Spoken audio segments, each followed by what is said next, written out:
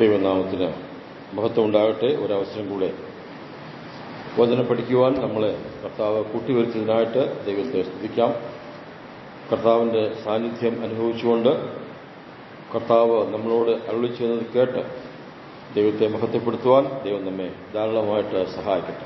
നമ്മൾ കഴിഞ്ഞ ദിവസങ്ങളിൽ പഠിച്ചുകൊണ്ടിരുന്ന വെളിപ്പാട് പുസ്തകത്തിൽ രേഖപ്പെടുത്തിയിരിക്കുന്ന 7 സഭകളിൽ മൂന്നാമത്തെ സഭയായ പെർഗമോസ് സഭയ്ക്കുള്ള ദൂതാണ് നമ്മുടെ ഇന്നത്തെ ചിന്താവിഷയം. അതിനായിട്ട് നമുക്ക് ആ ഭാഗ്യം ഒന്ന് വായിക്കാം. 12-ാമത്തെ വാക്യം മുതൽ 17-ാം വാക്യം വരെയുള്ള ഭാഗങ്ങൾ നമുക്ക് ഒന്ന് വായിച്ചു കേൾക്കാം. പെർഗമോസിലെ സഭയുടെ ദൂതൻ എഴുതുക, മൂർച്ചയേറിയ ഇരുമായത്തലവാൾ ഉള്ളവൻ അരുളി ചെയ്യുന്നത്, നീ എവിടെ പാർക്കുന്നുവെന്നും അത് സാത്താന്റെ സിംഹാസനം ഉള്ളിടമെന്നും ഞാൻ അറിയുന്നു. നീ എന്റെ നാമം മുറുകെ പിടിച്ചിരിക്കുന്നു. നിങ്ങളുടെ ഇടയിൽ സാത്താൻ പാർക്കുന്നിടത്ത് തന്നെ എന്റെ സാക്ഷിയും വിശ്വസ്തനുമായ അന്തിപ്പാസിനെ കൊന്ന കാലത്ത് പോലും നീ എങ്കിലുള്ള വിശ്വാസം നിഷേധിച്ചിട്ടില്ല. എങ്കിലും നിന്നെക്കുറിച്ച് കുറഞ്ഞൊരു കുറ്റം പറയുവാനുണ്ട്. ഇസ്രായേൽ മക്കൾ വിഗ്രഹാർപ്പണം തിന്നേണ്ടതിനും ദുർനടപ്പ് ആചരിക്കേണ്ടതിനും അവരുടെ മുമ്പിൽ ഇടർച്ച വയ്ക്കുവാൻ ബാലാക്കിന് ഉപദേശിച്ചു കൊടുത്ത് ബിലയാമിന്റെ ഉപദേശം പിടിച്ചിരിക്കുന്നവർ അവിടെ നിനക്കുണ്ട്. അവണ്ണം നിക്കോലാബിയുടെ ഉപദേശം കൈക്കൊള്ളുന്നവർ നിനക്കുണ്ട്. ആകയാൽ മാനസാന്തരപ്പെടുക. അല്ലാതിരുന്നാൽ ഞാൻ വേഗത്തിൽ വന്ന് എന്റെ വായിലെ വാളുകൊണ്ട് അവരോട് പോരാടും. ആത്മാവ് സഭകളോട് പറയുന്നത് എന്തെന്ന് ചെവിയുള്ളവൻ കേൾക്കട്ടെ. ജയിക്കുന്നവന് ഞാൻ മറഞ്ഞിരിക്കുന്ന മന്ന കൊടുക്കും. ഞാൻ അവന് വെള്ളക്കല്ലും ലഭിക്കുന്നവനല്ലാതെ ആരും അറിയാത്തതും ആ കല്ലിന്റെ എഴുതിയിരിക്കുന്നതുമായ പുതിയ പേരിൽ കൊടുക്കും. ഈ വായിച്ച വാക്യങ്ങളെ ദൈവം നമുക്ക് അനുഗ്രഹിച്ച് തരുമാറാകട്ടെ. നമ്മൾ കഴിഞ്ഞ ദിവസങ്ങളിൽ ചിന്തിച്ചതുപോലെ തന്നെ ഈ ഭാഗം നമുക്ക് ചിന്തിക്കാം. നമുക്കറിയാമല്ലോ, നാം ചിന്തിക്കുന്നത് അതിന്റെ ആത്മീയമായ അർത്ഥവും നമ്മൾ പ്രായോഗികമാക്കേണ്ട വിഷയങ്ങളുമാണ്. ഈ പെർഗമോസ് എന്ന് പറഞ്ഞ സ്ഥലത്തിന്, ആ പേരിന് ഉള്ള അർത്ഥം, ഒരർത്ഥം വിവാഹസ്ഥ എന്നാണ്, മാരീഡ്, വിവാഹസ്ഥ. മറ്റൊരർത്ഥം കൂടെ ഉണ്ട്, ദുർവിവാഹം എന്നും അതിനർത്ഥമുണ്ട്. ദുർവിവാഹം എന്നികൂടെ അർത്ഥം വരുവാൻ കാരണം അതിന്റെ 14-ാമത്തെ വാക്യത്തിൽ അവരുടെ കുറ്റം, അവരുടെ കുറവിനെക്കുറിച്ച് പറയുമ്പോൾ ദുർനടപ്പ് ഉണ്ടവര്, വിഗ്രഹാർപ്പിതം തിന്നുന്ന ആളുകളുണ്ട്. ബാലാക്കിന്റെ ഉപദേശം എന്ന് പറയുന്നത് അല്പം കഠിനമായ ഒരു കാര്യമാണ്. അതുണ്ട് എന്നുള്ളത് കൊണ്ടാണ് അങ്ങനെയുടെ ഒരു പേര്, ആ പേരിന്റെ അർത്ഥം ഉണ്ടായത്. നന്നായി ജീവിക്കേണ്ടവർക്ക് ജീവിതത്തിലെ വ്യത്യാസം കൊണ്ട്, സ്വഭാവ ദൂഷ്യം കൊണ്ട് ദുഷ്പേരുണ്ടാകാൻ സാധ്യതയുണ്ട്. അപ്പൊ അത് തന്നെ നമ്മൾ ഗൗരവത്തോടെ ഓർക്കേണ്ട ഒരു കാര്യമാണ്. ഒരു പേര് കിട്ടിയാൽ അത് ഇച്ചിരി പാടാം. അതുകൊണ്ട് പേര് കിട്ടാതിരിക്കുവാണ് ഏറ്റവും നന്നായിരിക്കുന്ന കാര്യം എന്ന് മാത്രം ആ വാക്കിൽ പറയുന്നു. ഇനി അവിടെ ക്രിസ്തു തന്നെക്കുറിച്ച് തന്നെ വെളിപ്പെടുത്തുന്നത് എന്ത് പറഞ്ഞുകൊണ്ടാണ് നോക്കിക്കേ. മൂർച്ചയേറിയ ഇരുവായത്തല വാൾ ഉള്ളവൻ അരുളി ചെയ്യുന്നത്. മുൻപുള്ള 2 സഭകളോട് പറഞ്ഞതുപോലെ അല്ല ഇവിടെ പറയുന്നത്. ആദ്യത്തെ സഭയോട് പറഞ്ഞത്, ഞാൻ 7 നിലവിൽക്കുന്ന നാളിൽ നടക്കുന്നവനാണ്, നക്ഷത്ര കയ്യിലുള്ളവനാണ് എന്ന് പറഞ്ഞ് അവർക്കുള്ള സംരക്ഷണത്തെക്കുറിച്ച് പറയുക. 2-ാമത്തെ സഭയോട് പറയുന്നത്, ഞാൻ മരിച്ചവനായിരുന്നെങ്കിലും ഉയർത്തുവെന്ന, കാരണം അവരുടെ കഷ്ടതയുടെ കാഠിന്യം കൊണ്ട് മരണം വരെ സംഭവിച്ചാലും ധൈര്യപ്പെട്ടുകൊള്ളുക, ഞാൻ സഹായിക്കാം എന്നുള്ള വാക്കാണ്. ഇവിടെ പറഞ്ഞിരിക്കുന്നതൊക്കെ വ്യത്യസ്തമായിട്ടാണ്. ഇരുവായത്തിലുള്ള വാൾ എന്ന് ഉദ്ദേശിക്കുന്നത്, നമുക്കറിയാം, വാള് തന്നെ ഉപയോഗിക്കുന്നത് ഒരു ശകാരമായിട്ടോ പ്രതികാരമായിട്ടോ ശിക്ഷയായിട്ടോ ഒക്കെയാണ്. അതും ഇരുവായത്തിലുള്ള മൂർച്ചയേറിയ വാളെന്ന് പറഞ്ഞാണ് തന്നെ താൻ പരിചയപ്പെടുത്തുന്നത്. അപ്പൊ നമുക്കറിയാമല്ലോ, വായിച്ചു കേട്ടല്ലോ, അവരുടെ ജീവിതത്തിലെ ദുസ്വഭാവങ്ങളെ, ദുഷിച്ച കാര്യങ്ങളെ ശക്തമായിട്ട് കർത്താവ് എതിർക്കും, അല്ലെങ്കിൽ പ്രതികരിക്കുമെന്നാണ് താൻ ആ വാക്കിലൂടെ അവരോട് പറയുന്നത്. അപ്പോൾ തുടക്കത്തിൽ തന്നെ ഒരു ശകാരധ്വനിയാണ് അവിടെ കേൾക്കാനായിട്ട് സാധിക്കുന്നത്. ഇപ്പൊ നമ്മൾ ഈ 3 ആഴ്ച ചിന്തിച്ചത് ഓർക്കണം, ഒരേ ആള് തന്നെയാണ് സംസാരിക്കുന്നത്, സഭകളോട് സംസാരിക്കുന്നത്. അപ്പോൾ കർത്താവിന് വ്യത്യസ്തമായ സ്വഭാവം ഉണ്ടെന്ന് ചോദിച്ചാൽ വ്യത്യസ്ത സ്വഭാവമൊന്നുമില്ല. കർത്താവ് സ്നേഹവാനാണ്, നീതിമാനാണ്, പരിശുദ്ധനാണ്. അത് തന്റെ സ്വഭാവ സവിശേഷതകളാണ്. അത് ഓരോ സന്ദർഭങ്ങളിലും വെളിപ്പെടുത്തും. അത് വെളിപ്പെടുത്താതിരിക്കാനായിട്ട് സാധിക്കത്തില്ല. സഭയാണല്ലോ, എന്റെ രക്തത്തെ വെളുക്കപ്പെട്ടവരാണല്ലോ, അതുകൊണ്ട് സാരമില്ല എന്ന മട്ടിൽ കർത്താവ് ആരോടും ലളിതമായി സംസാരിക്കത്തില്ല. കാരണം സംസാരിക്കാനുള്ള ആവശ്യമില്ല.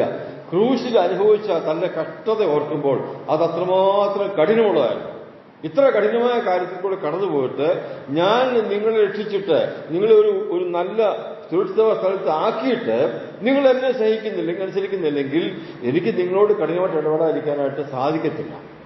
മുമ്പിലത്തെ പാപം എപ്പോഴത്തെയാ? രക്ഷിക്കപ്പെടുന്നതിന് മുമ്പുള്ള പാപത്തെ നമ്മോട് കഠിനമായിട്ട് ഇടപെട്ടിട്ടില്ല. അത് താൻ തന്നെ വഹിക്കുകയായിരുന്നു. ഇനി അതിന് ശേഷമുള്ള കാര്യത്തിൽ ഇടപെടും എന്നുള്ളത് ദൈവത്തിന്റെ നീതിയാണ് എന്നുള്ളത് നാം ഭയത്തോടെ ഓർക്കേണ്ട ഒരു കാര്യമാണ്. ഇവിടെ ഇരുവായത്തിലുള്ള വാളെന്ന് പറയുമ്പോൾ ഒരു അല്പകാര്യം നമുക്ക് ചിന്തിക്കാം. വാൾ വഹിക്കുക എന്ന് പറയുന്നത് ന്യായവിധിയെ കാണിക്കുന്നതാണല്ലോ. നമ്മൾ ഈ ഭൂമിയിൽ ജീവിച്ചിരിക്കുമ്പോൾ ഭൂമിയിലെ ഭരണാധികാരികളെ അധികാരികളെ അനുസരിക്കണമെന്ന് പ്രത്യേകം പറഞ്ഞിട്ടുണ്ട്. അത് നോക്കിക്കുക, റോമാലേഖനം 13-ാമത്തെ അധ്യായത്തിൽ ഈ ഭൂമിയിലെ ഭരണാധികാരികൾ ദൈവത്താൽ ആക്കപ്പെട്ടവരാണെന്നും അവരെ അനുസരിച്ചില്ലെങ്കിൽ അതിന്റെ ശിക്ഷ ഉണ്ടാകുമെന്നും ദൈവത്തിന്റെ ദാസൻ ആത്മാവിനാൽ രേഖപ്പെടുത്തിയിട്ടുണ്ട്. 13-ാം അധ്യായം റോമൻസ് ചാപ്റ്റർ 13 അതിന്റെ 1-ാമത്തെ വാക്യം മുതൽ വായിക്കുമ്പോൾ, ഏത് മനുഷ്യനും ശ്രേഷ്ഠാധികാരങ്ങൾക്ക് കീഴടങ്ങട്ടെ, ദൈവത്താൽ അല്ലാതെ ഒരധികാരവുമില്ലല്ലോ, ഉള്ള അധികാരങ്ങളോ ദൈവത്താൽ നിയമിക്കപ്പെട്ടിരിക്കുന്നു. ആകയാൽ അധികാരത്തോട് മറുക്കുന്നവൻ ദൈവ വ്യവസ്ഥയോട് മറുക്കുന്നു. 4-ാം വാക്യം, നിന്റെ നന്മയ്ക്കായിട്ടല്ലോ അവൻ ദൈവ ശുശ്രൂഷക്കാരനായിരിക്കുന്നത്. നീ തിന്മ ചെയ്താലോ ഭയപ്പെടുക, വെറുതെയല്ല അവൻ വാൾ വഹിക്കുന്നത്. എന്താ ഇതിന്റെ അർത്ഥം? ഇവിടുത്തെ സർക്കാരിനെ കുറിച്ച് പറയുന്നത്. നമ്മൾ ജീവിക്കുന്ന ഈ ഭൂമിയിൽ നമ്മുടെ മുകളിലുള്ള ഒരു സർക്കാരുണ്ടല്ലോ, ഭരണം. ആ ഭരണാധികാരികളെ നാം കീഴ്പ്പെടണം, അനുസരിക്കണമെന്നാണ് പ്രമാണം പറയുന്നത്. പത്രോസിലൂടെ പറഞ്ഞു അവർക്ക് വേണ്ടി പ്രാർത്ഥിക്കണമെന്ന് പറഞ്ഞു. ഇവിടുത്തെ വാക്ക് ഞാൻ പെട്ടെന്ന് വിശദീകരിച്ച് പറയാം. ഭരണാധികാരികളെ നിയമിച്ചിരിക്കുന്നത് നമ്മുടെ നന്മയ്ക്കായിട്ടാണ്. നാം നന്മ ചെയ്യുന്നെങ്കിൽ അവരെ ഭയപ്പെടണ്ട, നാം തിന്മ ചെയ്യുന്നെങ്കിൽ അവരെ ഭയപ്പെടണം. ലളിതമായ ഉദാഹരണം പറയാം മനസ്സിലാക്കത്തക്കതുപോലെ. നമ്മൾ വാഹനം ഓടിച്ചു പോകുന്നവരാണല്ലോ. വാഹനം ഓടിച്ചു പോകുന്നവർക്ക് ചില വ്യവസ്ഥകളുണ്ട്. സിഗ്നൽ ലൈറ്റ് ഉണ്ട്. ചുവന്ന ലൈറ്റ് കത്തി നിൽക്കുമ്പോൾ വാഹനം ഓടിക്കാൻ പാടില്ലെന്നൊരു പ്രമാണമുണ്ട്. ഇതെന്നറിയാമോ? നമ്മുടെ ആരോഗ്യത്തിന് വേണ്ടിയാണ്. ആ സമയത്ത് നമ്മൾ വാഹനം ഓടിച്ചാൽ മറ്റു വാഹനങ്ങൾ വന്ന് അപകടമുണ്ടാകും. നമുക്കും അപകടമുണ്ടാകും, അവർക്കും അപകടമുണ്ടാകും. അപ്പോൾ നമ്മുടെ നന്മയ്ക്കായിട്ടാണ് ഈ ചുവന്ന ലൈറ്റ് അവിടെ വെച്ചേക്കുന്നത്. പച്ച വരുന്നതുകൊണ്ട് നമുക്ക് സ്വാതന്ത്ര്യമായിട്ട് പോകാം. എന്നാൽ നാം പച്ച ലൈറ്റ് വന്നപ്പോൾ സ്വാതന്ത്ര്യമായിട്ട് പോയി മുമ്പോട്ട് പോയപ്പോൾ 2 പോലീസുകാരെ അപ്പുറത്ത് കണ്ടു. നമുക്കൊന്നും ഭയപ്പെടാൻ ആവശ്യമില്ല. നമ്മൾ പതുക്കെ വണ്ടി ഓടിച്ച് പോയാൽ മതി. കാരണം എന്നാ, നമ്മളൊരു തിന്മയും ചെയ്തിട്ടില്ല. എന്നാൽ അങ്ങോട്ട് ചെന്നപ്പോൾ അടുത്ത സ്ഥലത്ത് ചുവന്ന ലൈറ്റ് കണ്ടു. നാം അത് അലക്ഷ്യമായിട്ട് കരുതി മുൻപോട്ട് പോയി. ഉടനെ പോലീസുകാരെ കാണിച്ചു. അവർ നിൽക്കുന്നത് എന്തിനാ? സഹായിക്കാനല്ല, പിന്നെ വാളുമായിട്ടാണ്. എന്ന് പറഞ്ഞാൽ എൻ്റെ അടുത്ത് വന്ന കൈ വാളൊന്നുമില്ല. ഉടനെ ബുക്ക് എടുക്കും, പേന എടുക്കും, നമ്മുടെ എല്ലാം ചോദിച്ചു വാങ്ങിക്കും. അപ്പോൾ തന്നെ ഫൈൻ അടിക്കും. ശിക്ഷ ഉണ്ടാകും. മനസ്സിലായല്ലോ? ഒരു സ്ഥലത്ത് വരെ നിൽക്കുന്ന ആളുകൾ 2 ലൈറ്റുകൾ രണ്ട് കാര്യത്തിനാണ്. ഒന്ന് നമ്മുടെ സംരക്ഷണത്തിനാണ്, ഒന്ന് മറ്റേത് നാം ഭയപ്പെടേണ്ടതിന് വേണ്ടിയാണ്. ഈ ചെയ്തില്ലെങ്കിൽ ശിക്ഷ ഉണ്ടാകുമെന്നുള്ളത് ഈ ലോകത്തിന്റെ പ്രമാണമാണെങ്കിൽ ആ പ്രമാണം ഉൾപ്പെടെയുള്ള ഈ പ്രമാണങ്ങളിൽ എഴുതി തന്ന തമ്പുരാൻ പറയുക, ഞാനും എന്റെ വാളെടുക്കും. അത്രേ ഉള്ളൂ, ഞാനും എന്റെ വാളെടുക്കും. ഇനി തമ്പുരാനെ ഇരിക്കുന്ന വാളിനെ കുറിച്ച് ഇങ്ങോട്ട് വാക്ക് നമുക്ക് നോക്കാം. പത്രോസിന്റെ 1-ാം ലേഖനം 1-ാം അധ്യായം 23-ാമത്തെ വാക്യത്തിൽ ആ വാള് എന്ന വചനത്തെക്കുറിച്ച് പറഞ്ഞിട്ടുണ്ട്. നമുക്കറിയാമല്ലോ, വാള് എന്ന് പറയുന്നത് വചനത്തിന്റെ ഒരു ചിത്രമാണെന്ന് എബ്രാഹിം വായിക്കുന്നുണ്ടല്ലോ. ഇരുവായത്തിലുള്ള ഏത് വാളിനേക്കാളും മൂർച്ചയേറിയതാണ് ദൈവത്തിന്റെ വചനമെന്ന് വായിക്കുന്നു. മാത്രമല്ല, എഫെസ്യർ വായിക്കുമ്പോൾ പൗലോസ് പറയുന്നു, വചനം എന്ന വാൾ പിടിച്ചുകൊണ്ട് വേണം ശത്രുവിനോട് പോരാടാനായിട്ട്. അങ്ങനെയെങ്കിൽ ആ 2 വാക്യം മതി ധാരാളമായിട്ട് ആ വാള് എന്ന് പറയുന്നത് വചനത്തിന് തുല്യമായിട്ട് രേഖപ്പെടുത്തിയിരിക്കുന്ന കാര്യമാണ്. ഇപ്പൊ വായിക്കാൻ പോകുന്നത് ആ വചനത്തിന്റെ പ്രത്യേകതയാണ്. പത്രോസിന്റെ 1-ാമത്തെ ലേഖനം 1-ാമത്തെ അധ്യായം 23-ാമത്തെ വാക്യത്തിൽ പറഞ്ഞേക്കുന്ന വായിച്ച എന്താണെന്ന് 1 പത്രോസ് 1:23.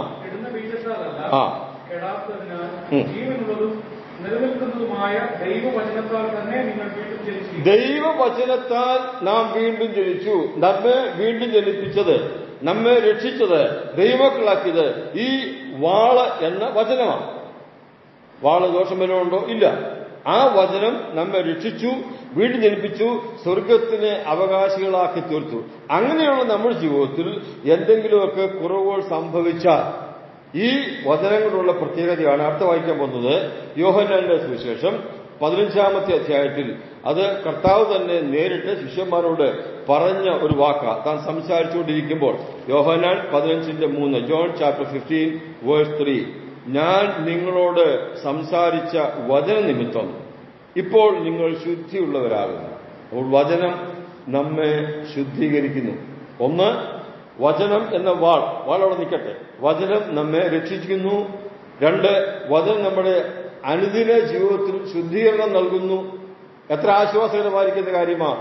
മൂന്നാമത്തെ കാര്യം, നാം സാധാരണയായിട്ട് ശവസംസ്കാര സമയത്ത് കേൾക്കുന്നൊരു വാക്കാണല്ലോ, അത് നോട്ട് ചെയ്തു. 1 തെസ്സലോനിക്കർ 4-ാം അധ്യായം 17-18 വാക്യം, 16, 17, 18 വാക്യം വായിച്ചാൽ കർത്താവിന്റെ വരവിനെ കുറിച്ചും വിശ്വാസികളുടെ പുനരുത്ഥാനത്തെക്കുറിച്ചും രൂപാന്തരത്തെക്കുറിച്ചും പറഞ്ഞിട്ട് ഇങ്ങനെ നാം എപ്പോഴും കർത്താവിലൂടെ ആയിരിക്കും. ഈ വചനങ്ങളെ കൊണ്ട് അന്യോന്യം ആശ്വസിപ്പിച്ചുകൊള്ളുകയും. അപ്പൊ വചനത്തിന്റെ പ്രത്യേകത എന്തുവാ? രക്ഷിക്കുന്നു, ശുദ്ധീകരിക്കുന്നു, ആശ്വസിപ്പിക്കുന്നു. ഇങ്ങനെ പറഞ്ഞാൽ നമുക്ക് കുറേ കാര്യങ്ങൾ വചനത്തെക്കുറിച്ച് പറയാം. ഈ 3 വാക്ക് മതി ഞാൻ വിചാരിക്കുന്നു. ബാക്കി നമുക്കറിയാമല്ലോ. അത്ര പ്രാധാന്യമുള്ളതാണ് ഈ വചനം. ഈ വചനമെന്ന വാള്. എന്നാൽ ഈ വചനത്തെക്കുറിച്ച് തന്നെ കർത്താവ് സംസാരിക്കുമ്പോൾ യഹൂദന്മാരെ അതനുസരിക്കാത്തത് കൊണ്ടും അനുസരിച്ചവരെ യഹൂദന്മാരെ തള്ളപ്പെട്ടതുകൊണ്ടും ഒക്കെ കർത്താവ് ഒരല്പ കടുപ്പത്തിലൊരു വാക്ക് പറഞ്ഞു. അതുകൊണ്ട് വായിക്കാം. യോഹന്നാൻ സുവിശേഷം തന്നെ 12-ാമത്തെ അധ്യായം അതിന്റെ 48-ാമത്തെ വാക്യം, ജോൺ ചാപ്റ്റർ 12 വേഴ്സ് 48, എന്റെ വചനം കൈക്കൊള്ളാതെ എന്നെ തള്ളിക്കളയുന്നവനെ ന്യായം വിധിക്കുന്നവൻ ഉണ്ട്. ഞാൻ സംസാരിച്ച വചനം തന്നെ ഒടുക്കത്തെ നാളിൽ അവനെ ന്യായം വിധിക്കും. അപ്പോൾ വചനത്തിന്റെ പ്രത്യേകത എന്താ? വചനം ന്യായം വിധിക്കും.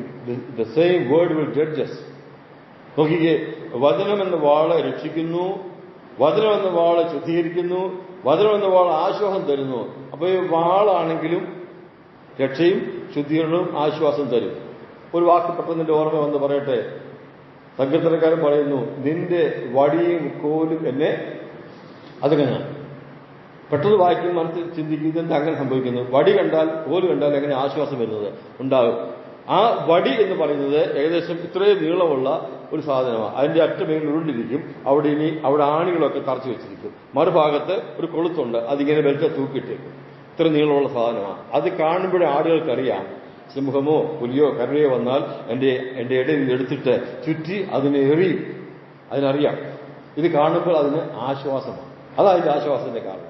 അപ്പോൾ ഈ വടി എന്ന് പറയുന്നത്, അല്ലെങ്കിൽ വാളെന്ന് പറയുന്നത് നാം വായിച്ച പ്രമാണപ്രകാരമാണെങ്കിൽ അത് രക്ഷിക്കുന്നതാണ്, ശുദ്ധീകരിക്കുന്നതാണ്, ആശ്വാസം പകരുന്നതാണ്. അവസാനം പറഞ്ഞത് എന്തുവാ?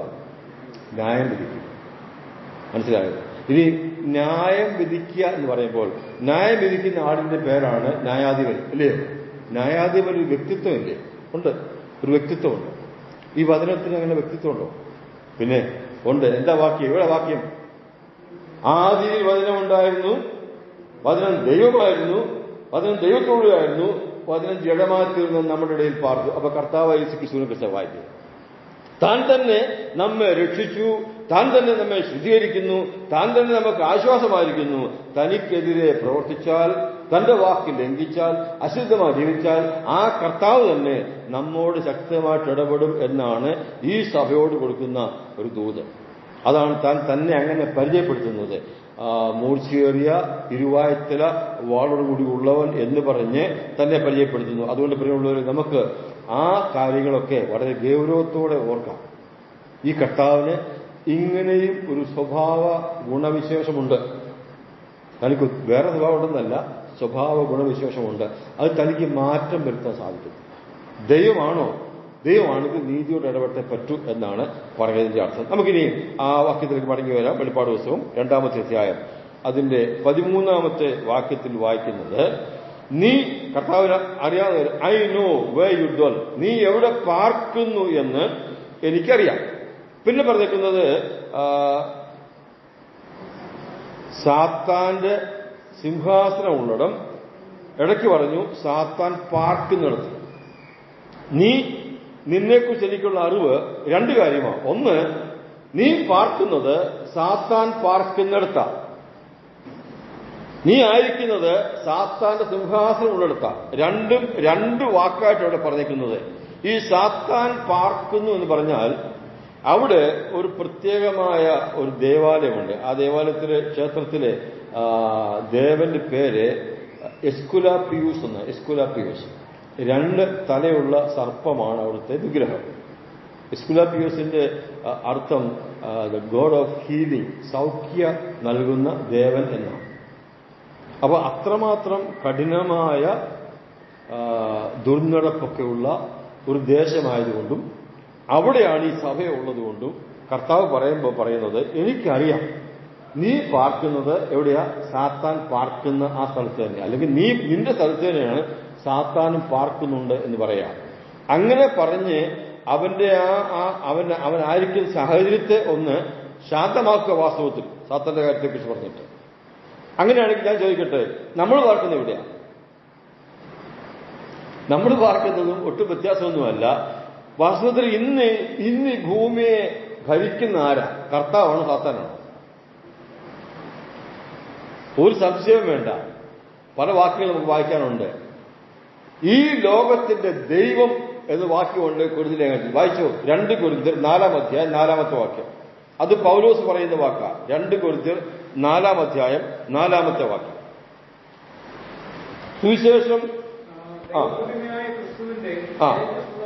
സുവിശേഷത്തിന്റെ പ്രകാശം ശോഭിക്കാതിരിക്കുവാൻ ഈ ലോകത്തിന്റെ ദൈവം അവിശ്വാസികളുടെ മനസ്സെക്കുള്ള ഈ ലോകത്തിന്റെ ദൈവം, the God of this world, ഈ ലോകത്തിന്റെ ദൈവം എന്ന് പറയുന്നത് പിശാച, സാത്താനാണ്. അവൻ അവിശ്വാസികളുടെ മനസ്സ് കുരുളാക്കിയിരിക്കുക. സുവിശേഷം കേൾക്കാഞ്ഞിട്ടല്ല, സുവിശേഷം നമ്മൾ പറയാഞ്ഞിട്ടല്ല, അവർക്കത് അറിയാഞ്ഞിട്ടല്ല, അതങ്ങോട്ട് ഉൾക്കൊള്ളാൻ കഴിയാതെ വണ്ണം അവരുടെ മനസ്സിനെ അന്ധമാക്കി വെച്ചിരിക്കുന്നത് പിശാച. ആ പിശാചിന് പറയുന്നത് ഈ ലോകത്തിന്റെ ദൈവം, ദൈവം എന്ന് പറഞ്ഞാൽ ആ വാഴുന്നവൻ അതിന്റെ അർത്ഥം. ഈ ലോകം ഇപ്പോൾ ഭരിക്കുന്ന പിശാച. ഇനി കർത്താവ് വരാൻ പോകുന്നതേ ഉള്ളൂ. വ്യക്തമായിട്ട് വേറൊരു വാക്കോട് വായിക്കാം. യോഹന്നാന്റെ 1-ാമത്തെ ലേഖനം, 1 John chapter 5 verse 19. യോഹന്നാന്റെ 1-ാമത്തെ ലേഖനം 5-ാമത്തെ അധ്യായം അതിന്റെ 19-ാമത്തെ വാക്യം. സർവ്വലോകവും ദുഷ്ടന്റെ അധീനതയിൽ കിടക്കുന്നു. മനസ്സിലായോ? ദുഷ്ടൻ എന്ന് പറഞ്ഞാൽ പിശാചിന്റെ മറ്റൊരു പേരാണ്. അപ്പൊ സർവ്വലോകവും ദുഷ്ടന്റെ അധീനതയിൽ കിടക്കുക. അപ്പൊ ഇന്ന് നാം വസിക്കുന്ന ഈ ലോകം എന്ന് പറയുമ്പോൾ നമുക്ക് പാടാനും പ്രാർത്ഥിക്കാനും സഭയായി കൂടാനുമുള്ള അവകാശവും അധികാരവും സ്വാതന്ത്ര്യവും ഉള്ളപ്പോൾ തന്നെ ഓർത്തിരിക്കണം, ഈ ലോകം ദുഷ്ടന്റെ അധീനതയില്ല, പിശാചിന്റെ അധീനതയില്ല. ഈ ലോകത്തിൽ ദൈവം എന്ന് പറഞ്ഞത് പിശാചാണ് എന്ന് വചനം പഠിപ്പിക്കുന്നു. അപ്പോൾ പെർഗമോ സഭ അന്ന് അനുഭവിക്കുന്ന പോലെ തന്നെയുള്ള കഠിനമായ സാഹചര്യം നമുക്ക് പ്രത്യേകിച്ച് കേരളത്തിൽ ഇല്ല എന്ന് പറഞ്ഞാലും നമ്മളും ആയിരിക്കുന്നത് അവന്റെ അധീനതയിലുള്ള സ്ഥലത്താണ് എന്നോർക്കണം. അതുകൊണ്ട് ഏത് സമയത്തും ഒരു ആക്രമണം ഉണ്ടാകാം, ഒരു ചതിവുണ്ടാകാം, ഒരു വഞ്ചന ഉണ്ടാകാം എന്നൊരു ചിന്ത നമ്മളെ എപ്പോഴും ഭരിക്കണം. എനിക്ക് സ്വാതന്ത്ര്യമുണ്ട്, മീറ്റിങ്ങിന് പോകാൻ പറ്റുന്നുണ്ട്, പാടാൻ പറ്റുന്നു, പ്രാർത്ഥിക്കാൻ പറ്റുന്നു, കൂട്ടായ്മയുണ്ട്, എല്ലാവരും കാണാൻ പറ്റുന്നു എന്നൊക്കെ ഓർത്ത് നമ്മൾ ക്രിസ്ത്യൻ ജീവിതം ലളിതമായി ചിന്തിക്കരുത്. ഈ സ്വാതന്ത്ര്യത്തെ നമ്മൾ ലളിതമായിട്ട് കാണരുത്. നാം ജീവിക്കുന്ന സാഹചര്യം വളരെ മോശമാണ് എന്നുള്ള ചിന്ത നമ്മളെ ഭരിക്കേണ്ടത് വളരെ അത്യാവശ്യമാണ്. സാത്താൻ ഏത് സമയത്തും ആക്രമണം കൊണ്ടുവരാം. കർത്താവ് തന്നെ പറഞ്ഞു സാത്താന് ഒരു ശിക്ഷ വെച്ചിട്ടുണ്ട്. വായിച്ചേ, യോഹന്നാൻ 12:30 കർത്താവ് പറഞ്ഞ വാക്കാണ്. യോഹന്നാൻ 12:30, 31. John chapter 12 verse 31. ഇപ്പോൾ ഈ ലോകത്തിൽ ന്യായവിധിയാകുന്നു. ഇപ്പോൾ ഈ ലോകത്തിന്റെ പ്രഭുവിനെ പുറത്ത് തള്ളിക്കളയും. ഈ ലോകത്തിന്റെ പ്രഭുവിനെ പുറത്തള്ളിക്കളയും. ന്യായവിധിയാണ്, പ്രഭുവിനെ പുറത്തള്ളിക്കളയും. അതിന്റെ 14-ാം അധ്യായത്തിന്റെ 30-ാം വാക്യം വായിക്കുമ്പോഴും അതേ ആശയം തന്നെ കർത്താവ് പറയുന്നുണ്ട്. യോഹന്നാൻ 14:30 വായിക്കുമ്പോഴും ഈ ലോകത്തിന്റെ പ്രഭുവിനെ കുറിച്ച് പറയുന്നത്, ഞാൻ ഇനി നിങ്ങളോട് വളരെ സംസാരിക്കുന്നത് ലോകത്തിന്റെ പ്രഭു വരുന്നു, അവന് എന്നോടൊരു കാര്യവുമില്ല. അപ്പോൾ ലോകത്തിന്റെ പ്രഭുവാണ് പിശാചെന്ന് കർത്താവ് പറഞ്ഞിട്ടുണ്ട്. ഞാൻ ഇത്രയും വിശദമായി പറഞ്ഞതിന്റെ ആശയം, നമ്മുടെ സാഹചര്യം അനുകൂലമാണ് എന്നൊന്നും വിചാരിച്ച് നമ്മൾ ക്രിസ്ത്യൻ ജീവിതത്തെ ലളിതമായി കാണരുത്. എഫെസസിലെ സഭയുടെ സാഹചര്യമല്ല സ്മുർന്നല സഭയ്ക്ക്, സ്മുർന്നല സഭയുടെ സാഹചര്യമല്ല പെർഗമോസിലെ സഭയ്ക്ക്. ചില സ്ഥലങ്ങളിലൊക്കെ കുറച്ച് കാര്യമായിട്ടൊക്കെ പോയി എന്ന് വരാം. ഏത് സമയത്തും സാഹചര്യം മാറാം എന്ന നിലയിൽ വളരെ ഭയത്തോടും വളരെ ഭക്തിയോടും വളരെ പ്രാർത്ഥനയോടുകൂടെ വേണം നാം ആത്മീയത മുൻപോട്ട് കൊണ്ടുപോകാൻ. ലഭിക്കുന്ന സമയം ഒട്ടും നഷ്ടപ്പെടുത്തരുത്. പ്രാർത്ഥിക്കാൻ കിട്ടുന്ന സമയം പ്രാർത്ഥിക്കണം. വായിക്കാനും പഠിക്കാനുള്ള സമയം അത് ചെയ്യണം. കൂട്ടായ്മയ്ക്കുള്ള സമയം അത് മുടക്കരുത്. ഇപ്പോൾ കിട്ടുന്ന സമയം എത്രയും പെട്ടെന്ന് മാക്സിമം നമ്മുടെ കഴിവനുസരിച്ച് പ്രയോജനപ്പെടുത്തണം. ഇവരെപ്പോഴാണ് പ്രവർത്തിക്കുന്നതെന്ന് നമുക്കറിയത്തില്ല. അപ്പോൾ ഒന്നാമത്തെ കാര്യം സാത്താൻ പാർക്കുന്ന സ്ഥലം. രണ്ടാമത് പറഞ്ഞിരിക്കുന്നത് എന്താ?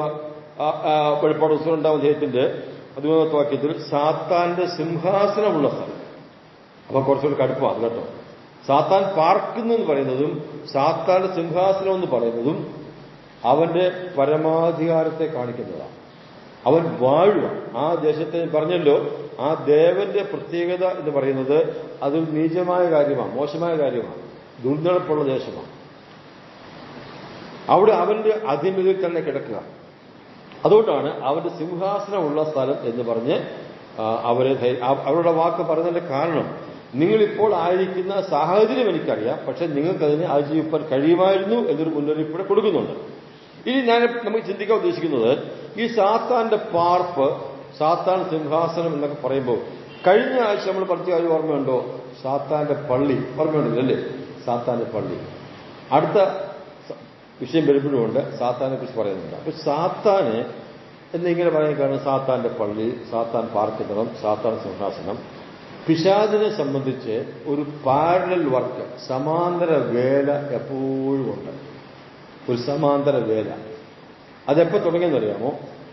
ഇദ്ദേഹം നേരത്തെ പിശാചല്ലായിരുന്നല്ലോ. ദൈവത്തോടു കൂടെ സമാഗമ പർവ്വതത്തിൽ ഇരുന്നരളിയവനാണ്. അവൻ സൗന്ദര്യമുള്ളവനാണ്, പരിജ്ഞാനമുള്ളവനാണ്, പാട്ടുപാടാൻ കഴിവുള്ളവനാണ്. ഇതെല്ലാം യെശയ്യാ 14-ലും എഹെസ്കേൽ 28-ലും പറഞ്ഞിട്ടുണ്ട്. അവൻ ദൈവത്തെക്കാൾ ഉന്നതനാൻ ആഗ്രഹിച്ചപ്പോഴാണ് അവനെ അവിടെ നിന്ന് വെട്ടി താഴെയിട്ടത്. അങ്ങനെയുള്ള പിശാച് അവൻ താഴെ വന്ന് പിശാചായി രൂപാന്തരപ്പെട്ടു കഴിഞ്ഞപ്പോൾ അന്ന് മുതൽ ആരംഭിച്ചതാണ് ദൈവത്തിന് സമാന്തരമായ തന്റെ വേല. അതായത് എത്ര പേരെ കർത്താവിൽ നിന്ന് അകറ്റാമോ അതിനവൻ ശ്രമിക്കുന്നു. എത്ര പേരെ വീഴ്ത്താമോ, കാരണം അവൻ വീണമല്ലേ, വീഴ്ത്താമോ അവനവൻ ശ്രമിക്കുന്നു. ആ വേല അവൻ തുടർന്നുകൊണ്ടിരിക്കുക. അത് മാത്രമല്ല, അവനെ വേല തുടരുന്നതിന് യാതൊരു വൈമനസ്യം കാണിക്കുന്നില്ല. കാരണം ചോദിച്ചാൽ നിത്യത എന്നൊന്നുണ്ട്, അത് നമ്മക്കാണെന്ന് അവനറിയാം. അവനെ സംബന്ധിച്ച് നിത്യതയില്ല. അതുകൊണ്ടല്ലേ പിശാച് ബാധിച്ച ഒരു മനുഷ്യനെ കർത്താവ് സൗഖ്യമാക്കാൻ വന്നപ്പോൾ അവൻ ചോദിച്ചു, ദാവീദ് പുത്രാ, നീ പരിശുദ്ധനാണ്, എന്നെ സമയത്തിന് മുമ്പ് ദണ്ഡിപ്പിക്കുന്നതല്ല എന്ന് പറഞ്ഞാൽ എന്റെ ദണ്ഡനത്തിൽ സമയമുണ്ടെന്ന് എനിക്കറിയാം. നീ വന്ന് തന്റെ ജനത്തെ ചേർത്ത് അത് കഴിഞ്ഞൊരു 1000 ആണ്ട് കഴിയുമ്പോൾ എന്നെ നിത്യമായ നരകത്തേക്ക് തള്ളിയിടും. പിന്നെ നിങ്ങൾ നിത്യതയിലേക്ക് പ്രവേശിക്കും. അപ്പോൾ എനിക്ക് നിത്യത എന്നൊന്നില്ല. ആർക്ക്? പിശാചിന്. അത് മുമ്പ് അവന്റെ കാര്യം അവസാനിക്കുമെന്ന് നന്നായിട്ട് അറിയാവുന്നതുകൊണ്ട് ഒരല്പം പോലും സമയം കളയാതെ അവൻ പ്രവർത്തിക്കുമ്പോൾ സമാന്തരമായിട്ട് പ്രവർത്തിക്കും. അത്യാവശ്യ കാര്യങ്ങൾ മാത്രം നമുക്ക് നോക്കാം. കർത്താവ് തന്റെ സഭയെക്കുറിച്ച് വാക്ക് പറഞ്ഞു. നമുക്കറിയാമല്ലോ വാക്യം, ഞാൻ എന്റെ സഭയെ പണിയും.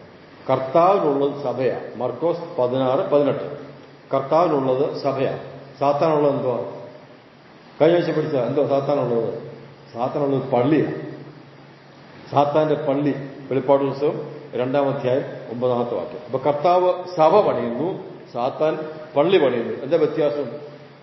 സഭ എന്ന് പറയുന്നത് വാസ്തവത്തിൽ പ്രാദേശിക സഭ കാഴ്ചക്കുണ്ടെങ്കിലും കർത്താവ് പണിയാൻ ആരംഭിച്ചതും ഇന്നും തുടർന്നുകൊണ്ടിരിക്കുന്നതും സാർവത്രിക സഭയാണ്. താൻ വരുന്നത് സഭയെ ചേർക്കാൻ എന്ന് പറയുമ്പോൾ പ്രാദേശിക സഭയല്ല ഉദ്ദേശിക്കുന്നത്, സാർവത്രിക സഭയാണ്. കാരണം എന്നാ? പ്രാദേശിക സഭയിൽ ഒരു പക്ഷേ രക്ഷിക്കപ്പെടാത്തവരും കണ്ടുവെന്ന് വരാം. രക്ഷിക്കപ്പെടാതെ സ്ഥാനപ്പെടാമല്ലോ, അങ്ങനെ അബദ്ധം പറ്റാം. എന്നാൽ സാർവത്രിക സഭയിൽ ആ ഒരു അബദ്ധം പറ്റത്തില്ല. കാരണം കർത്താവ് രക്ഷിക്കപ്പെടുന്നവരെ ദിനം പ്രതി സഭ ഉയർത്തും. അത് ആ സഭയെക്കുറിച്ച്. അപ്പൊ കർത്താവ് പണിയുന്ന സഭ അദൃശ്യമായിരിക്കുമ്പോൾ സാത്താന്റെ പള്ളി എന്ന് പറഞ്ഞാൽ അവിടെ പല കാര്യം കാണാനും കേൾക്കാനും കണ്ണിന് ഇമ്പമായിട്ടുള്ളതും ഉണ്ട്. അവൻ സമാന്തരമായി കൊണ്ടുപോകുന്നു. അപ്പൊ ജനങ്ങൾക്ക് പൊതുവെ താല്പര്യം എന്തുവാണ്? കാണണം, കേൾക്കണം, അനുഭവിക്കണം. അതാ വിശ്വാസത്തിന്റെ അർത്ഥം എന്തുവാ? വിശ്വാസം എന്നതോ കാണാത്ത കാര്യമാണ്. ഇതായിരുന്നു വ്യത്യാസം. അപ്പോ കർത്താവിന്റെ സഭ, സാത്താന്റെ പള്ളി.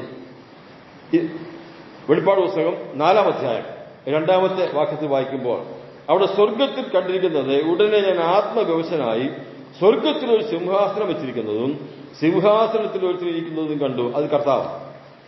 ദൈവം ഇരിക്കുന്ന സ്ഥലമാണ് സിംഹാസനം. ഇന്ന് പഠിച്ച പ്രകാരം 2-ാം അധ്യായത്തിന്റെ 14-ാം വാക്യത്തിൽ ആർക്ക് സിംഹാസനമുണ്ട്? സാത്താന് സിംഹാസനമുണ്ട്. ദൈവത്തിനുണ്ടെങ്കിൽ എനിക്കുമുണ്ട് എന്ന് പറഞ്ഞ ആശയം എന്നാ? ലോകത്തിലെ ജനങ്ങളോട് ഞാനും ദൈവത്തെക്കാളൊട്ട് മോശമല്ല എന്ന് ധരിപ്പിക്കുക. പ്രിയമുള്ളവരെ, ഞാൻ പറയട്ടെ, പിശാചിനെ കുറിച്ച് നമ്മൾ ലളിതമായി ചിന്തിക്കരുത്. അവൻ മോശക്കാരൊന്നുമല്ല. സാരമൊന്നുമില്ലെന്ന് ഞാൻ പ്രാർത്ഥിക്കുന്നുണ്ട്, വായിക്കുന്നുണ്ട്, ഞാൻ യോഗത്തിന് പോകുന്നുണ്ട്, അതുകൊണ്ട് സാരമില്ല എന്നൊന്നും വിചാരിക്കരുത്. നാം പ്രതീക്ഷിക്കുന്നതിന് അപ്പുറം ശക്തി അവനുണ്ട്. സർവശക്തനല്ലെന്നേ ഉള്ളൂ. കർത്താവ് സഭ പണിയുമ്പോൾ അവൻ പള്ളി പണിയും. കർത്താവ് സിംഹാസനം വെക്കുമ്പോൾ അവൻ സിംഹാസനം വെക്കും. ഇത് നോക്കിക്കോ, കർത്താവ് പറഞ്ഞു, യോഹന്നാൻ 14:3, അറിയാവുന്ന വാക്കുണ്ട്, വായിക്കുക. നോട്ട് ചെയ്തു. ജോൺ ചാപ്റ്റർ 14 അവിടെ പറഞ്ഞിരിക്കുന്നത്, എന്റെ പിതാവിന്റെ ഭവനത്തിൽ അനേക വാസസ്ഥലങ്ങളുണ്ട്, പാർക്കാനുള്ള സ്ഥലം. ഞാൻ പോയി എല്ലാം ഒരുക്കി വച്ച ശേഷം വന്ന് നിങ്ങളെ എന്റെ അടുക്കൽ ചേർത്തുകൊള്ളും. എന്തിനു വേണ്ടിയാ? പാർക്കുവാൻ. അപ്പൊ കർത്താവിനൊരു പാർപ്പിടമുണ്ട്, നമുക്കും ഒന്നുണ്ട്, ഒരു പാർപ്പിടമുണ്ട്. ഇന്ന് വായിച്ച വാക്യം എന്തായിരുന്നു? സാത്താൻ പാർക്കുന്നതാണ്. 2-ാമത്തെ അധ്യായത്തിന്റെ 13-ാം വാക്യം. അപ്പൊ സാത്താനും ഉണ്ട് പാർപ്പിടം. ദൈവത്തിന് പാർപ്പിടമുണ്ട്. അവൻ പാർപ്പിടം പൂർത്തിയാക്കിയിട്ട് വന്ന് നമ്മളെ ചേർക്കും. ആ ഒരു ഉറപ്പ് നമുക്ക് തന്നിട്ട് പറയുക, നിങ്ങൾ അതുകൊണ്ട് ഇവിടെ യോഗ്യമായിട്ട് ജീവിക്കുക, എന്നെ അനുസരിച്ച് ജീവിക്കുക എന്ന് പറയുന്ന കർത്താവിന്റെ കൽപ്പന നമ്മൾ അനുസരിക്കുമ്പോഴാണ് അവൻ പറഞ്ഞത്, എനിക്കുണ്ട് പാർപ്പിടം. സുവിശേഷം പറയാനായിട്ട് ഭവനങ്ങളിലൊക്കെ പോകുമ്പോൾ അറിയാം അതിന്റെ ബുദ്ധിമുട്ട്. ജനങ്ങളോട് പറഞ്ഞു മനസ്സിലാക്കാൻ വലിയ പാടാണ്. കാരണം എന്നാ? നമ്മളിവിടെ ഇങ്ങനെ സംസാരിക്കുമ്പോൾ സമാധാനമായിട്ട് പിശാച് സംസാരിച്ചുകൊണ്ടിരിക്കുക. അവന് പറയാനുള്ളത് എന്തുവാ? എനിക്കുകൊണ്ടുള്ള പള്ളി, എനിക്കുകൊണ്ട് സിംഹാസനം, എനിക്കുകൊണ്ട് പാർപ്പിടം. ഇവര് പറയുന്ന പോലെയല്ല. അവന്റെ സമാന്തര വേല കൊണ്ട് ഇന്ന് ആത്മാക്കൾ രക്ഷിക്കപ്പെടാൻ പോലും വലിയ തടസ്സമാണ്. അപ്പോൾ സമാന്തര കാര്യം തീർന്നില്ല. 1 കൊരിന്ത്യർ 2-ാം അധ്യായം 10-ാം വാക്യം വായിച്ച്, 1 കൊരിന്ത്യർ ചാപ്റ്റർ 2:10. അവിടെ ദൈവത്തിന്റെ പരിജ്ഞാനത്തെക്കുറിച്ച്, ദൈവം നമുക്ക് തന്ന പരിജ്ഞാനത്തെക്കുറിച്ച്, അല്ലെങ്കിൽ നമുക്ക് ലഭിക്കേണ്ടതിനെ കുറിച്ചൊക്കെ പറയുമ്പോൾ 2:10, നമുക്കോ ദൈവം തന്റെ ആത്മാവിനാൽ വെളിപ്പെടുത്തിയിരിക്കുന്നു. ആത്മാവ് സകലത്തെയും ദൈവത്തിന്റെ ആഴങ്ങളെയും ആരായുന്നു. ദൈവത്തിന്റെ ആഴം, ദൈവത്തിന് ആഴമായ കാര്യങ്ങൾ നമ്മളെക്കുറിച്ച് ഉണ്ട്, പദ്ധതിയുണ്ട്. ഞാൻ രക്ഷിക്കപ്പെട്ട് കഴിയുമ്പോൾ പരിശുദ്ധാത്മാവിന്റെ സഹായത്താൽ ആ ആഴങ്ങളെ ആരാഞ്ഞ് അന്വേഷിച്ച് നമുക്ക് ആഴത്തിലേക്ക് ഇറങ്ങിച്ചെന്ന് ബലപ്പെടാൻ സാധിക്കും. വിശ്വാസികൾ ദൈവം ആഗ്രഹിക്കുന്ന കാര്യം അതാ. അപ്പോൾ ദൈവത്തെക്കുറിച്ച് നാം ഈ അറിയുന്ന, വായിക്കുന്ന ബാഹ്യമായ കാര്യങ്ങൾ മാത്രമല്ല, പഠിക്കാൻ ആഗ്രഹിക്കുന്ന, ഗ്രഹിക്കാൻ ആഗ്രഹിക്കുന്ന, വചനം ധ്യാനിക്കുന്ന ഒരു വിശ്വാസികൾക്ക് നമ്മൾ സാധാരണ പ്രാർത്ഥിക്കുമ്പോൾ കർത്താവേ നിന്റെ ദാസൻ വചനം പഠിപ്പിക്കുമ്പോൾ ആഴത്തിലേക്ക് ഇറങ്ങിച്ചെന്ന് പറയത്തില്ലയോ? അതിന്റെ ആശയമല്ല. ഒത്തിരി ആഴമായ കാര്യങ്ങൾ ദൈവത്തിലുണ്ട്. അത് ഗ്രഹിക്കാനായിട്ട് ദൈവം നമുക്ക് തന്റെ ആത്മാവിനെ തന്നിട്ടുണ്ട്. നോക്കിക്കേ, പിശാചിന്റെ കാര്യം 2-ാമത്തെ അധ്യായത്തിന്റെ 24-ാം വാക്യം. അടുത്ത ആഴ്ച നമ്മൾ പഠിക്കേണ്ട കാര്യമാണ് അത്. 24-ാം വാക്യം, വെളിപ്പാട് 2:24. എന്നാൽ ഈ ഉപദേശം കൈക്കൊള്ളാതെയും അവർ പറയും പോലെ സാത്താന്റെ ആഴങ്ങൾ അറിഞ്ഞിട്ടില്ലാതെയും സുവിധയിൽ ചില ആൾക്കാരുണ്ട്. അപ്പോൾ സാത്താനും എന്തുണ്ട്? സാത്താനും ആഴമുണ്ട്. അത്ര ഒന്നും പഠിക്കേണ്ടെന്നാണ് എന്റെ താല്പര്യം. കാര്യം ഇവനെക്കുറിച്ച് ആഴമായിട്ട് പഠിക്കാൻ പോയാൽ വലിയ പാടാണ്.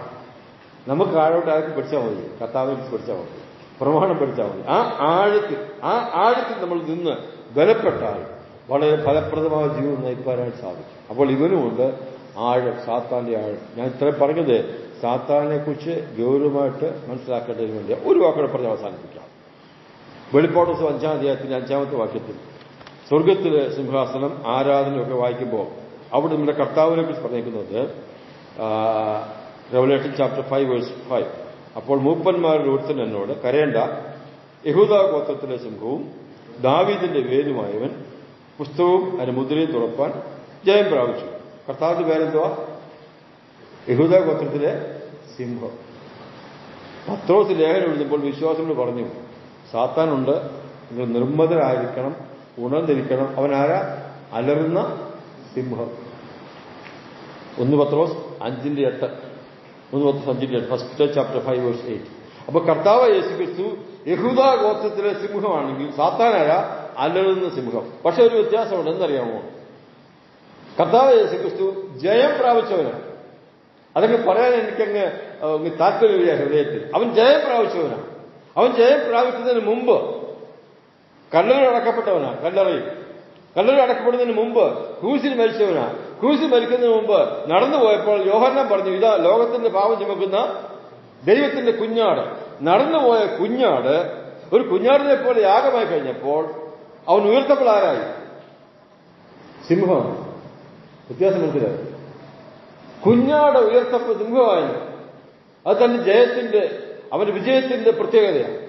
അങ്ങനെയുള്ള കർത്താവാണ് നമുക്കുള്ളത്. ഈ പിശാചും സിംഹം എന്ന് പറഞ്ഞു. പിശാച് സിംഹമാണ്. എങ്ങനെ സിംഹം എന്നറിയാമോ? അലറുന്ന സിംഹം പോലെ. പിന്നെ ബാക്കി എന്തുവാ? ആരെ വിഴുങ്ങേണ്ടു. സിംഹത്തിന്റെ ജോലി സാധാരണ വിഴുങ്ങുകയാണ്, കടിച്ചു കയറുകയാണ്. പിന്നെ വിഴുങ്ങുന്ന കാര്യം അതിനെക്കുറിച്ച് ദേവദാസൻ ഇങ്ങനെ പറയുകയുണ്ടായി. എനിക്കത് കേട്ടപ്പം സത്യമായ രസമായും തോന്നി. അദ്ദേഹം പറയുന്നത്, ക്രൂശിൽ കർത്താവ് ഇവന്റെ വിഷപ്പല്ലെല്ലാം പറിച്ചു കളഞ്ഞു. അതാ പാട്ടുകാരനും പാട്ടിലുള്ളത്, അല്ലയോ? പാട്ടുകാരൻ പറഞ്ഞു, ക്രൂശിൽ കർത്താവ് ഇവന്റെ വിഷപ്പല്ലെല്ലാം പറിച്ചു കളഞ്ഞു. എന്നിട്ട് അവനെ അങ്ങ് വിട്ടു. ഇന്നും പിശാച് ജീവനോടുണ്ട്. അവനെ തകർക്കുന്ന ദിവസം വരാൻ പോകുന്നതേ ഉള്ളൂ. ഇന്നും പിശാച് ജീവിക്കുന്നുവെങ്കിലും പ്രവർത്തിക്കുന്നുവെങ്കിലും സിംഹത്തെ പോലെ തോന്നുമെങ്കിലും അവൻ എന്തില്ല? പല്ലില്ല. അപ്പൊ പിന്നെ കടിച്ചു കയറാൻ പറ്റത്തില്ല. ഭയപ്പെടണ്ട കേട്ടോ, ഭയപ്പെടണ്ട. അപ്പൊ നമുക്ക് ഒരു ആശ്വാസമായിട്ട് വാക്ക് പറഞ്ഞിട്ട് ഞാൻ മുൻപോട്ട് പോട്ടെ. പിശാചിനെ പാർക്കുന്ന സ്ഥലമുണ്ടെങ്കിലും, പിശാചിൽ സിംഹാസനം ഉണ്ടെങ്കിലും, പിശാച് ഒരു സിംഹത്തെ പോലെ നമ്മെ ഭയപ്പെടുത്തും എന്നുള്ളതല്ലാതെ നമ്മെ അവന് പരാജയപ്പെടുത്താൻ സാധിക്കത്തില്ല. ഭയപ്പെടുത്തുന്നതും പരാജയപ്പെടുത്തുന്നതും രണ്ടാണ്. അതിന്റെ കാരണം നമ്മോട് കൂടെ ഉള്ളവൻ യഹൂദ ഗോത്രത്തിന്റെ സിംഹമാണ്.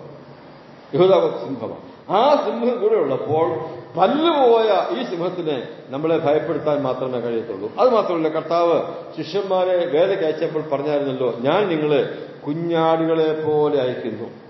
ആറ് മുൻപാകെയാ? ചെന്നായ്ക്കളുടെ മുൻപാകെ, ചെന്നായ്ക്കളുടെ നടുവിലേക്ക്. അപ്പൊ ചെന്നായുടെ നടുവിലേക്കാണ് നമ്മളെ അയച്ചിട്ട് നമ്മൾ പോകുന്നത്. നമ്മൾ പോകുമ്പോൾ നമ്മൾ ഓർത്തിക്കേണ്ട കാര്യം, ഞാനോ ലോകാവസാനത്തോളം എല്ലാ നാളും നിങ്ങളോട് കൂടെ ഉണ്ടെന്ന് പറഞ്ഞ ആളാരാ? യഹൂദഗോത്രത്തിലെ സിംഹമാണ്. നമ്മുടെ കൂടെ സിംഹമുണ്ട്, നമ്മുടെ കൂടെ സിംഹമായിരിക്കുന്നവരുണ്ട്. നാം പോകുന്നത് ചെന്നായുടെ നടുവിലേക്കാ. ഒന്നും ഭയപ്പെടുവാൻ ആവശ്യമില്ല എന്ന് പറഞ്ഞാണ് കർത്താവ് ആ കാര്യം നമ്മളെ ബോധ്യപ്പെടുത്തുന്നത്. ഒരു വാക്കുകൾ വായിച്ചിട്ട് നമുക്ക് അവസാനിപ്പിക്കാം. യോഹന്നാന്റെ 1-ാമത്തെ ലേഖനം, അതിന്റെ 4-ാമത്തെ അധ്യായം 4-ാമത്തെ വാക്യം. 1 John chapter 4 verse 4. യോഹന്നാന്റെ 1-ാമത്തെ ലേഖനം 4-ാമത്തെ വാക്യം, 4-ാമത്തെ വാക്യം, 4-ാം അധ്യായം 4-ാം വാക്യം. നിങ്ങൾ ദൈവത്തിനുള്ളവർ ആകുന്നു, അവരെ ജയിച്ചുമിരിക്കുന്നു. നിങ്ങളിലുള്ളവൻ ലോകത്തിൽ ഉള്ളവനേക്കാൾ വലിയവനാണ്. നിങ്ങളിലുള്ളവൻ ലോകത്തിലുള്ളവനേക്കാളും വലിയവനാ. ലോകത്തിലുള്ളതാരാ? പിശാച. ലോകത്തിൽ ദൈവം, ലോകത്തിന്റെ പ്രഭു, പല്ലുപോയ സിംഹം, ഇതൊക്കെയാ. അവൻ ലോകത്തിലുള്ളവനാ. നമ്മിലുള്ളവൻ അവനേക്കാളും വലിയവനാ. അത് നമ്മളെ ധൈര്യപ്പെടുത്തട്ടെ. മടങ്ങി വരാം. വെളിപ്പാട് പുസ്തകം 2-ാം അധ്യായം അതിന്റെ 13-ാമത്തെ വാക്യമാണ് നാം ചിന്തിച്ചുകൊണ്ടിരിക്കുന്നത്. നീ എവിടെ പാർക്കുന്നുവെന്നും, അത് സാത്താന്റെ സിംഹാസനമുള്ള സ്ഥലമാണ്. 2, സാത്താന്റെ പാർപ്പിടമുള്ള സ്ഥലമാണ്. അവിടെ പിന്നെ പറഞ്ഞിരിക്കുന്നത് അന്തിപ്പാസിനെ കുറിച്ചാണ്. എന്റെ സാക്ഷിയും വിശ്വസ്തനുമായ അന്തിപ്പാസ് എന്നൊരാള് കൊല്ലപ്പെട്ട സാഹചര്യമുണ്ട്. അവിടെ സഭ കഷ്ടതയിൽ കൂടെ കടന്നു പോകുന്നു എന്ന് അവരോട് പറയാം. ആ സമയത്ത് നിങ്ങൾ എന്റെ നാമം മുറുകെ പിടിച്ചു, എന്നിലുള്ള വിശ്വാസം നിഷേധിച്ചില്ല. അവരെക്കുറിച്ച് ക്രിയാത്മകമായി, പോസിറ്റീവായി, പ്രോത്സാഹനമായിട്ട്, പുകഴ്ചയായിട്ട് പറഞ്ഞ കാര്യമാണ്. സാത്താൻ പാർക്കുന്നിടത്ത് നിങ്ങൾ പാർക്കുന്നു, സാത്താൻ സിംഹാസനോടത്ത് നിങ്ങൾ വസിക്കുന്നു.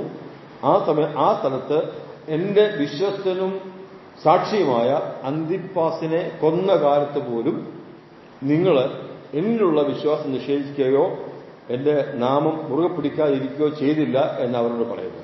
അമ്മ ഞാൻ ഓരോന്നോരോന്ന് പറഞ്ഞു വരട്ടെ.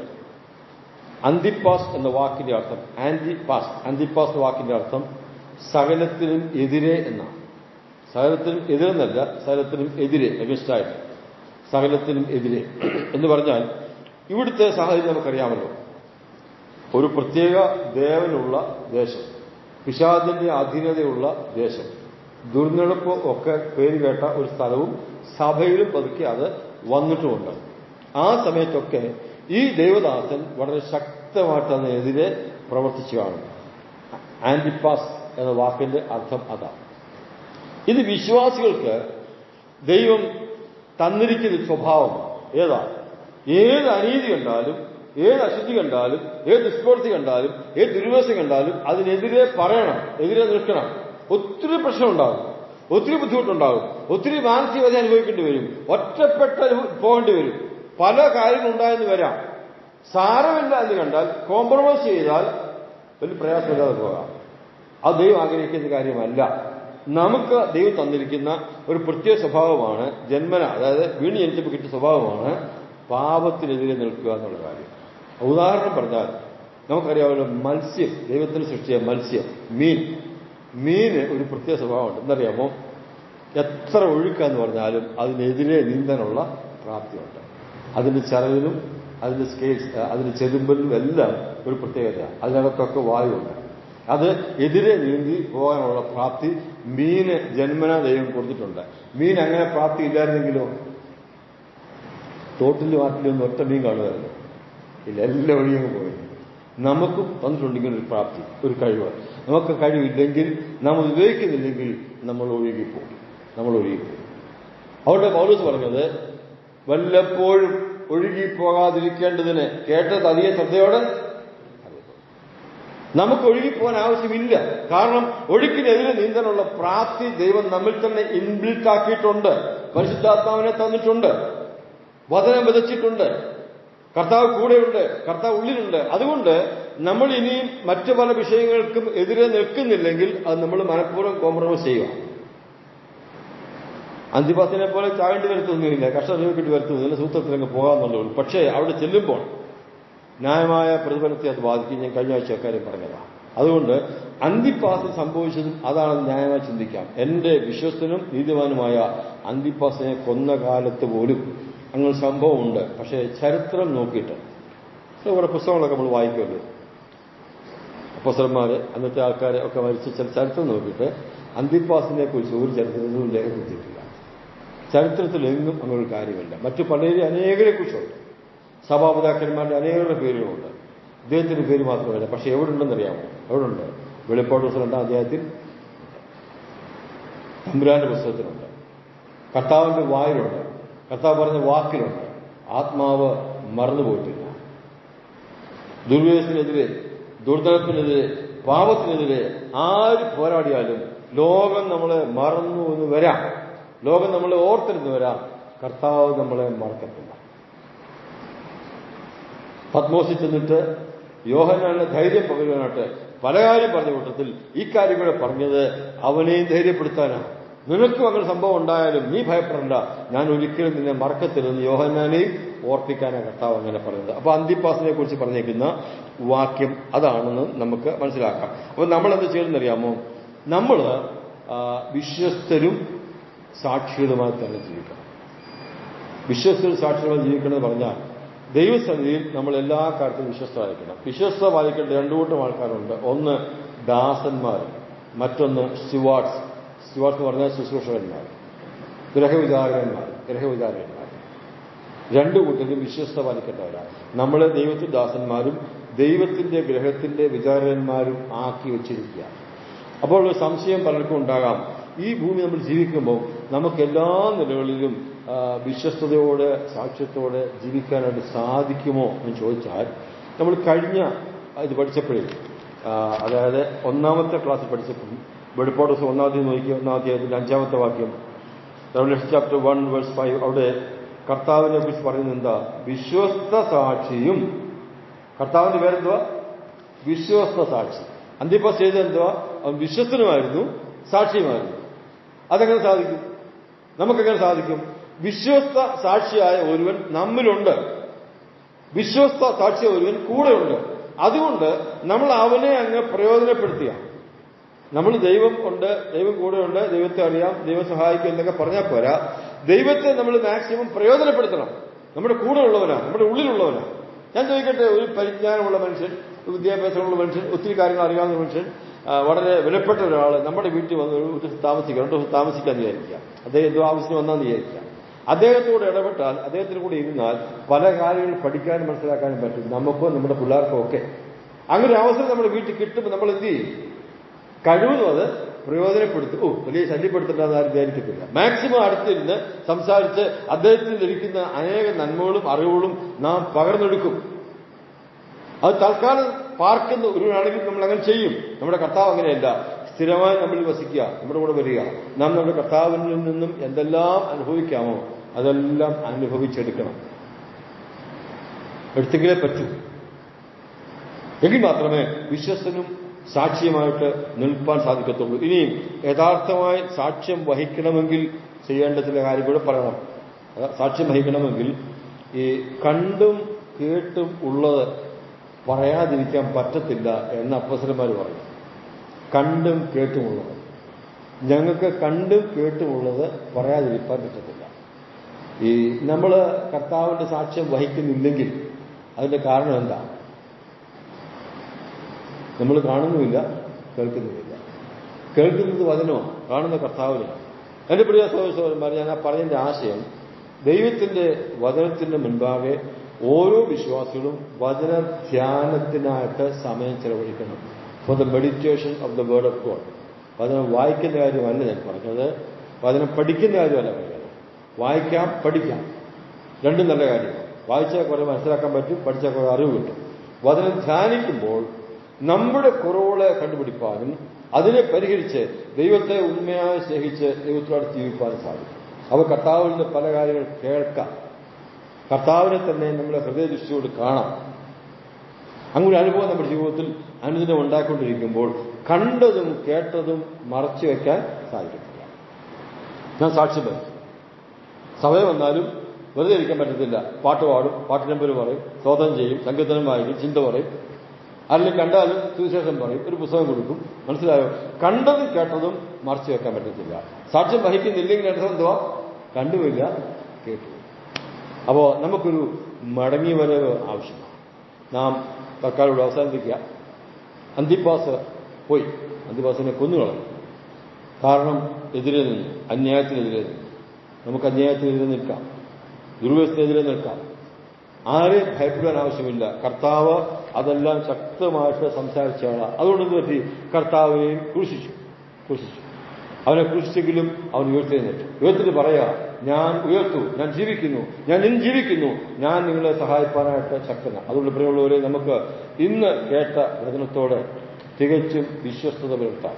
സാത്താന്റെ പാരലൽ വർക്ക്, സമാന്തര വേല ഭയപ്പെടാൻ ആവശ്യമില്ല. അവന് ലോകത്തിൽ പരിമിതമായ കാര്യങ്ങൾ മാത്രമേ ഉള്ളൂ. അവനെ ലോകത്തെ ജയിച്ചവൻ, സകലത്തെ ജയിച്ചവൻ, മരണത്തെ ജയിച്ചവൻ നമ്മോട് കൂടെ ഉണ്ട്.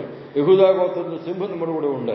അതുകൊണ്ട് നാം ആരും ഭയപ്പെടാതെ കർത്താവിൽ നിന്ന് ബലപ്പെട്ട് മുൻപോട്ട് പോയി വിശ്വസ്തരും സാക്ഷികളുമായി ജീവിക്കാനായിട്ട് ഇന്നത്തെ ചിന്ത മുഖാന്തരമായി തീരട്ടെ. കർത്താവിന്റെ വലിയ നാമം ഇന്നും എന്നേക്കും വാഴ്ത്തപ്പെടുമാറാകട്ടെ.